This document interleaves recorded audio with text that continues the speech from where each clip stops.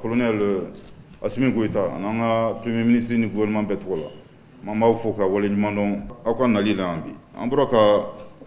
communiquer mon clan, c'est au Ghana. Nous référendum, c'est daté. Référendum daté, là, c'est qu'il faut donner. Ani réorganisation territoriale, nous voulons pour découpage. À savoir, nous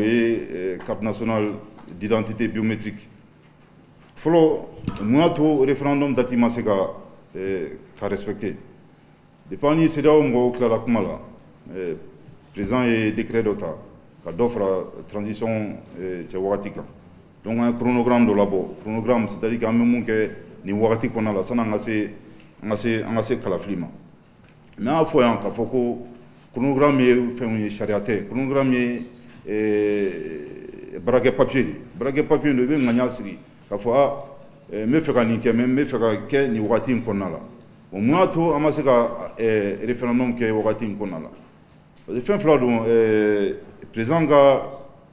colonel Assimi Goïta la nini mouy. Oui, Malien on rekasiki. Kakuma ka benko kan.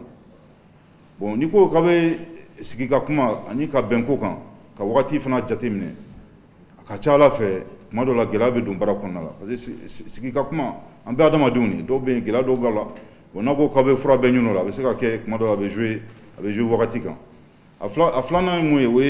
we découpage mwe région munu manga jamna la be région tan komonton na e mako district fako te faro avec un moyen depuis 2012 en bora région Chigina kata région tan komonton bon mo mumbe au région konala luko quoi tout fait vraiment Kalataka ke kasro ou la région mata en compte, c'est-à-dire que la région opérationnalisée. Bon, opérationnalisation ne fera pas tout. N'ala sonama, anga jekulumbe, namo leko nous charger les mets Kalatala, l'agence indépendante de gestion des élections. Au boulot obese kasigi, région ni cercle ni commune kono. Oda kumba, ori nanani retari. Mais n'ala sonama teme référendum en tant que c'est dati kramna amé c'est une dati foyer parce que fait mundo be brabe jatemine ani parti politique ou be kumala en électrique do chuma ou le ka faut vraiment ou ka représentant eji bulofrola ou be fait ou ka ketchumna botange mo jabisro ko do be ni ko ki be dati foté il faudrait pas que gag na ko fait ka faut ko be ka ko dati fna boama mais au crête ka faut ko dati ten ko bara jolenu na jatemine bara bebe sina eji baka bara la carte d'identité biométrique, nous, réorganisation territoriale, donc en tant que bara joleno, mais je crois que ni nani partout comme c'est vraiment Ouagati John Donisro, référendum beke comme mais là on a baraté tant à sauver. Ni mu faut découpage quoi découpage est moins Mali situation dans 600. C'est que moi, Chamanta a déjà terminé, mais fin tchadjougou. Et moi, bateau, j'ai un recul qu'on a là. Fin seconde, il est arrêté que j'ai fait ni Mali arrêté. Il tra bien fait, mais c'est que Jamna bien beta, Jamna 196 pays avec tout là. Bébika, Jamna Danfra Mumbeni, Jamna Oure Tcheboudon. Il regarde Jamna qu'on a, il regarde Danfra don. Mais ni Mali arrêté terminé depuis 2012. Dans les régions créées, elles bien arrêté en d'enfraudon. Au lieu de découpager les problèmes bail. Parce que nous région croix qu'on a la Mouba qu'on a la région croix qu'on a la cercle bien, arrondissement bien, commune bien. Donc tant qu'on masse au baraquet, région croix au l'otenu restaurant, région croix on a tenu restaurant. Donc avec nani gela chamay barakon a la. Bon, on a déjà terminé bimbina. C'est que tant que on a bon ni gela qu'on a là, c'est que fin nous doit about vraiment jamana rebe joasinga parce que baraté c'est que au désorienté nous na jatemne c'est traumatisme fla ni qu'il faut c'est au Ghana nous c'est terrorisé en 2012 jamana famba mené le boulot oui jamana chitugo bon ni fana jamana chitugo c'est que ni jamana di on rebe te ka benkula ko jamana c'est danfrao o beseka chichumna bato jamana rebe jo baraté c'est que auté d'enfants no conséquence ou ka bon à développement mais exemple d'autre niko kibeta bi kibeta investissement donc joue la région qu'on a là mais oui ningal ke bon joue la danfra jumɛn mɔgɔ joli bɛ joue la qu'on a là mɔgɔ si t'o dɔn parce que joue la an tɛ mun bɛ joue la qu'on a là tant que découpage man ban an tɛna se k'o fɔ oui ningal ke tubabukan na ko est-ce que ni opérationnalisation bɛɛ bɛ kɛ gouvernement ka laɲini tɛ k'a fɔ ko an bɛna taa commandant ka bureau sigi nin bɛɛ kɔnɔna la non ni loi tɛmɛra ka ban fichier électoral la mɔgɔ minnu bɛ ni Buguni kun ye cercle ye mɔgɔ min bɛ Buguni cercle kɔnɔna la ka fɛɛrɛ kɛ k'olu bila Buguni région kɔnɔna la ainsi de suite voilà o baara de don mais a baara yɛrɛ nafama ye o ye kalata ye fɔlɔ comme ça population bɛ yɔrɔ minnu na comme ça olu bɛ bila u ka région kura kɔnɔna la EJ fana démembrement n'o ye EJ bolofaraw ye olu fana bɛ sigi ka ɲɛ région bɛɛ kɔnɔna la cercle kɔnɔna la ani commune kɔnɔna la donc n y'a fɔ cogo min na c'est que minnu nisɔndiyalen tɛ découpage ko in na n ko vraiment an bɛ hakɛto ɲini u fɛ vraiment u k'u bolo da u dusu kan parce que Mali tɛna se k'a fɔ ko découpage ye fɛn ye baara min don jamana yɛrɛ ka vie kɔnɔna la a tɛ se k'a fɔ ko découpage bɛ kɛ bi ko ka jɔ bi non ni jamana ye musaka sɔrɔ jamana yɛrɛ b'a jateminɛ cogo jumɛn na n bɛ se ka fɛɛrɛ kɛ administration ka gɛrɛ population na kosɛbɛ donc découpage ye mun ye c'est quelque chose de c'est baara mun don a bɛ jɔ a tɛ jɔ quoi a kɛra san 5 a kɛra san 6 découpage kɛra cogo cogo découpage wɛrɛ bɛ kɛ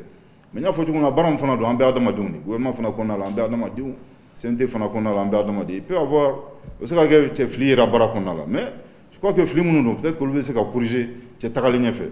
mais vraiment urgence yɛrɛ ye mun ye c'est que parce que an bɛɛ ko Mali kura bɛɛ ka dugu ka di ye donc vraiment je crois que malien si k'a fɔ ko vraiment an bɛ position mun na nin ye tan ko Mali kelen pe jamana diɲɛ kuru bɛɛ la ko an de kelen an de dɛsɛlen don k'an ka carte bila à jour c'est que an bɛna kɛ bolondekɔn taamasiyɛn an m'an yɛrɛ ma quoi je crois que donc ça c'est plus urgent que o yɛrɛ urgent don ka tɛmɛ kalata yɛrɛ kan parce que komi na vraiment kumasuru ko don vraiment f'an ka bɔ nin gɛlɛya kɔnɔna la a laban ye mun ye o ye carte d'identité document kura min bɛ sen na o fana ni découpage yɛrɛ man jan n'a jateminɛ diɲɛ yɛrɛ kɔnɔna la bi bɛɛ bɛ taalen cɛ sira dɔ kan n'o ye biométrie nina de b'a to Mali ka passeport ye biométrie parce que an ka base de données cɛ RAVEC la cɛ technique dɔw bɛ yen bolo ja bɛ se ka ta ordinateur fɛ cogo min na mun b'a to namara tɛ se ka kɛ an ka jamana sɛbɛn caman na bi bi na dugu dɔw bɛ yen ni passeport biométrique yɛrɛ t'i bolo i tɛna se ka taa mais o yɛrɛ ta tɛmɛnen kɔfɛ an yɛrɛ kɛrɛfɛ dugu la bɛn kɛra mun kan o ye ko bɛɛ ka carte d'identité biométrique di ka jamanadenw ma n'o tɛ k'a fɔ k'i bɛ wuli k'i bɛ taa Sénégal i tɛna se ka taa o y'o fana ni découpage yɛrɛ man jan parce que a bɛɛ ye faden kɛnɛ ye ni tubabu bɛɛ ka carte cɛ ka ɲi hali bi an de ta bɛ sɛbɛnna bolo la an de ta ye papier donc vraiment mɔgɔw yɛrɛ tɛna an bonya quoi donc il faut que vraiment tɔw bɛ jɔsen mun kan an fana ka to kan mais o bɛɛ la tɛmɛnen kɔ n ye mun fɔ c'est que nina de b'a to c'est que an ka sɛbɛn tɛ labila mɔgɔw ye parce que n'a jateminɛ a ma mɛn kosɛbɛ mɔgɔw tun bɛ bɔ diɲɛ fan bɛɛ bɛna fɔ k'i bɛna Mali passeport ta parce que sécurité t'a la cɛ foyi t'a la o bɛna taa Mali passeport ta u bɛ taa dugu wɛrɛ la u bɛ taa binkani kɛ ou bien u bɛ taa kojugu kɛ u b'a fɔ k'o ye maliyɛnw ye n'olu dugu man'u minɛ u b'a fɔ ko an ye maliyɛn dɔ minɛ o bɛ taa sɔrɔ cɛ maliyɛnw tɛ mais souvent u nana komi an ka papiyew bɛ sɔrɔ cɛ nɔgɔya la dɔw bɛ na an ka papiyew ta donc nina de b'a to nin fɛn si tɛ se ka kɛ o la tɛmɛnen kɔfɛ an kɛlen ka assise nationale de la refondation kɛ je crois que recommandation dɔ ko ka dɔ bɔ jamana yɛrɛ ka cɛ musakaw la n'a jateminɛ san carte d'identité ka na carte sugu saba de b'an ka jamana kɔnɔ carte nina o bɛ yen o tun bɛ dilan carte d'électeur o fana bɛ dilan carte d'électeur yɛrɛ problème ye mun ye ni kalata bɛ kɛ chaque fois que kalata bɛ kɛ a bɛ carte falen tuguni parce que bureau de vote ni centre bɛ falen donc n bɛ carte nina dɔrɔn ta ni carte nina cɛ musaka jateminɛ par an a tun bɛ taa miliyari 3 ou bien miliyari 4 bon n ko n bɛ bɔ nin bɛɛ kɔnɔ ka dan carte kelen ma n'o ye carte d'identité biométrique carte d'identité biométrique sécurisée mun b'a to vraiment jamanadenw bɛ se ka lakodɔn n'a ye mun b'a to fana kalata fana bɛ se ka kɛ n'a ye donc u bɛ dɔ bɔ jamana ka musaka la kosɛbɛ mais n ye mun fɔ kuma min bɛ sen na baara min bɛ sen na n'o ye mise à jour ye mise à jour kɔrɔ cɛ bamanankan na c'est à dire que jamanadenw ka kunnafoni min b'an bolo k'u lakuraya o kɔrɔ tɛ k'a fɔ ko enrôlement bɛ yen mais en fana bɛɛ b'a dɔn k'a fɔ Nina yɛrɛ problème ye mun ye problème ba fila bɛ Nina a problème fɔlɔ ye mun ye arrondissement kɛtɔ minnu tɔgɔ sɛbɛntɔ don Nina la u siɲɛ fɔlɔ la i bɛ taa sɔrɔ fili kɛra dɔw tɔgɔ la i bɛ taa sɔrɔ ni dɔ ye cɛ Mamadu ye u b'a sɛbɛn ko Mamadi donc o nana ni gɛlɛya dɔ ye mais o gɛlɛya minnu don olu bɛ corriger ka sɔrɔ vraiment kuma t'a la kosɛbɛ mais gɛlɛya fanba a gɛlɛmanba yɔrɔ yɛrɛ o ye n y'a fɔ vraiment an bɛ hakɛto ɲini vraiment cɛ maliyɛnw bɛɛ fɛ mais ko dɔw bɛ yen ni réalité dɔw nana n'an m'a fɔ a tɛ ɲɔgɔn faamuya an ka mɔgɔ dɔw bɛ yen wa an bɛɛ b'a dɔn fana an ye mun fɔ an bɛ tiɲɛ de fɔ a bɛɛ b'an somɔgɔw la an bɛɛ b'a mɔgɔ dɔ dɔn minnu bɛ dɔ b'u si la parce que ka se ka segin examen kan ou bien ka dɔ b'u si la parce que concours dɔ bɛ yen ka don fonction publique la u bɛ dɔ b'u si la ou bien minnu bɛ dɔ b'u si la parce que u bɛ taa tunga fɛ pour que ka to denmisɛnninya la parce que n'i bɛ denmisɛnninya la i bɛ nafa dɔ sɔrɔ a la donc Nina problème ba yɛrɛ filɛ nin ye bon n'i y'a jateminɛ sariya tagabolo la o baara mun don a kan ka ɲangi mais mɔgɔ minnu fana don a ka ca parce que ni mun fɔ a bɛ fan bɛɛ a b'an bɛɛ somɔgɔw la an ka jamana ɲɛmɔgɔ ko k'an ka fɛɛrɛ kɛ c'est à dire que adamadenya yɛrɛ kɔnɔna la an ka solution ɲini a la donc ni mun fɔ c'est que solution min bɛ ɲini o la ka fɔ ko gouvernement fana bɛ bɔ k'o fɔ ten fɛn bɛɛ tɛ fɔ président yɛrɛ ka interview yɛrɛ kɔnɔna la e yɛrɛ ko non k'a bɛɛ tɛ se ka fɔ mais dɔw bɛ an bɛ dɔw fɔ mais an yɛrɛ bɛ dɔw dogo parce que mɔgɔ tɛ an tɛna an yɛrɛ nin ou bien k'a fɔ k'an b'an yɛrɛ lebu diɲɛlatigɛ kɔnɔ mais fɛn min fana don i b'a ye a bɛ kɛ diɲɛ fan bɛɛ parce que mɔgɔ si t'i ka jamanaden n'a bila disons jamana wɛrɛ mais vraiment fɛɛrɛ min bɛ se ka tigɛ a la ni Ala sɔnna a ma an bɛ o fɛɛrɛ tigɛ a la mais o ni mise à jour tɛ fan kelen fɛ donc vraiment an bɛ appel lancer minnu bɛ nin gɛlɛya kɔnɔna la de nous rapprocher u ka gɛrɛ administration na cogoya min b'a la ni solution bɛ sɔrɔ an b'o solution f'u ye inchallah